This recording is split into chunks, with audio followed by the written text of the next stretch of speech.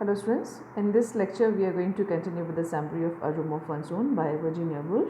So we had already discussed in the previous lecture that Woolf discusses that how females lack role models that leads to low self-confidence and even worse, and through the narrator like who is narrating through which Woolf is narrating the entire this lecture to the students in the university. She tries to dissect the question that what is the ideal state of mind for creation, and she also observes that the obstacle against creating works for genius, the differences of the majority of the world, and the different forms of discouragement which is faced by the writers or the female, right? So to continue with this lecture here, we are going to say that Virginia Woolf talks about the genius and how this intelligence or genius is interchangeable between all the genders. Now moving further, here we find that she says that although human likes to think of genius as being interchangeable between all genders, the mind and confidence of an artist are especially vulnerable to rejection. The narrator holds that an artist's mind must be incandescent and that there must be no obstacle in it, no foreign matter unconsumed. So this incandescence simply would not have been possible for a woman in the 16th century. So now moving further, the narrator traces the slow creeping emergence of female writers from the blank canvas of the Renaissance. At first, female aristocrats, women of freedom and comfort, comparatively we can say, would have emerged. These women not only had free time to write, but the resources and education as well. In the more recent centuries too, but she also had the resources to endure public disapproval. Take for instance Lady Winchelsea of the 18th century. The narrator says that though she was allowed to write, Winchelsea's poetry was bursting with indignation over a lot of women of her time. Then there is Margaret of Newcastle, who might have been a poet or scientist, but frittered her time away scribbling nonsense instead. So Margaret was an aristocrat like Lady Winchelsea, and like her also had no children and kind husband. The narrator then talks about Aphra Bell, the turning point of women in fiction. Aphra was a middle-class woman who made a living as a writer. So she started off a trend of professional female writers, including Jane Austen and George Eliot. Here the narrator says all women together ought to let flowers fall upon the tomb of Aphra Bell, but it showed who earned them the right to speak their minds. So except for the fact that all of these women were childless, they seem to have nothing else in common. So why were they all novelists and not some other form of a writer? Now the narrator offers several conclusions for this. Firstly, she says that these women would have written in a shared room and their other family members. So perhaps we can say, perhaps novel offered a hardier distraction from or than poetry. So secondly, she says that as they would have not had a library or literary education, the characters from the novels they had read would have been their main education. So Emily Bronte might have made a better poet. George Eliot, a historian or a biographer according to Woolf, but they wrote novels instead. So further she says that Jane Austen was said to hide her writing when someone came into the room, and her novels are light and without hate or bitterness. So here the narrator says that, or the narrator thinks that Austen wrote in such a way that the writing consumed all impediments. Now Charlotte Bronte does not have the same brilliance.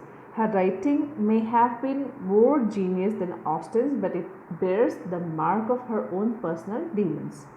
The narrator thinks that in reading Bronte's work, the reader can define what part were influenced by criticism, by which part are more aggressive or conciliatory.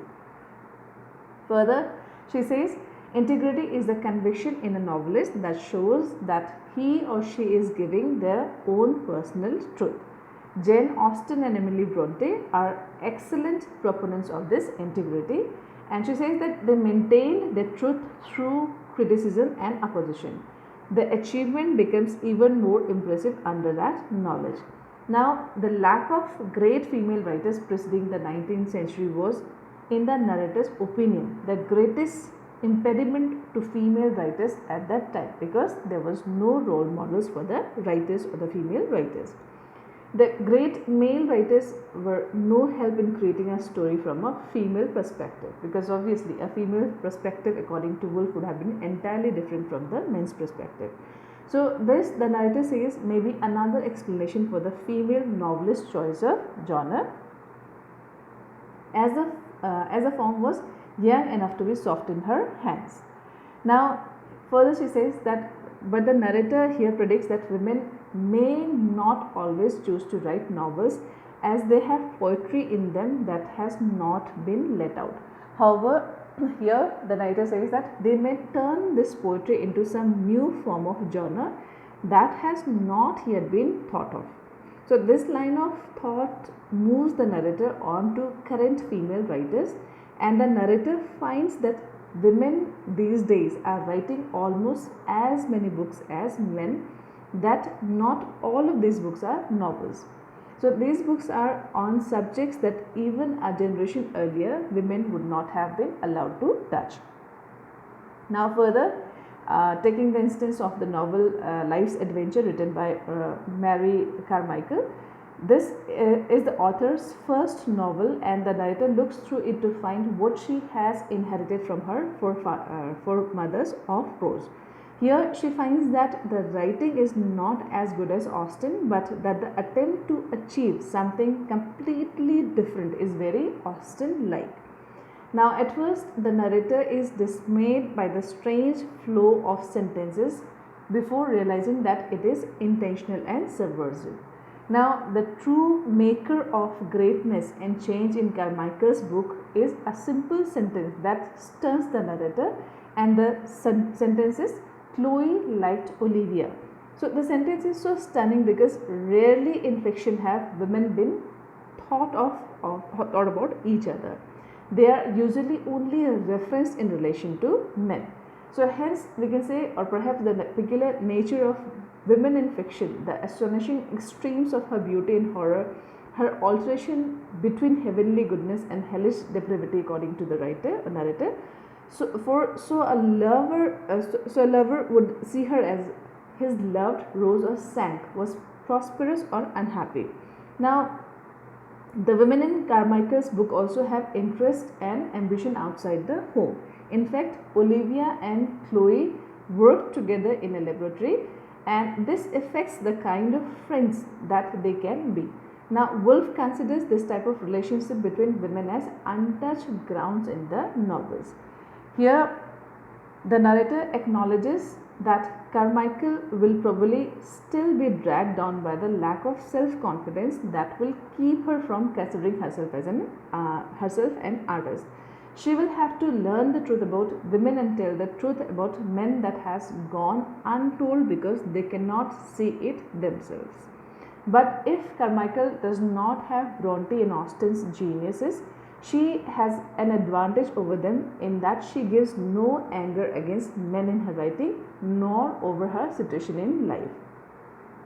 The narrator here says that in another 100 years, with 500 pounds and a room of her own, Carmichael could be a poet.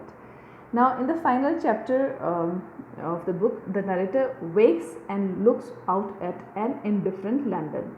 So the city does not care about the future of fiction, the death of poetry, or the development by the average woman of a prose style to completely expressive of her mind. The narrator emerges from her cocoon of thought over the last 2 days and begins to think about a perfect unification of the sexes in one androgynous mind. So the harmonious balance of the two schools of thought would be the perfection of genius according to Woolf. In contrast, she thinks that her time is more concerned with the differences between the sexes than any other. She thinks that it is fatal for a writer to think of their sex than they write. Now here at this point, Virginia Woolf casts aside the narrator and covers some of the objection that the reader may raise to the essay, because till now she had been talking as a narrator, or she had used the narrator to speak everything that was being delivered or like spoken by her. She says that she hasn't given any comment about the comparative merit between the two sexes, as writers and thinks that this type of comparison should be avoided. She simply states that the facts are against a new poet with no money or education. She says that intellectual freedom depends upon material things and poetry depends on intellectual freedom. Thus, women haven't had a chance to write or chance to write poetry. That is why she has stressed the idea of money and room of one's own. So Woolf here ends by saying that good writing is good for society, and urges her readers to start writing books and have a way of influencing each other by writing the books. So here she tells the reader to see the work not only as for how it is worthwhile in itself, but how it will be worthwhile for future generation of women writers. That means by being role models for the writers of the future. That is all for the discussion today. Thank you all.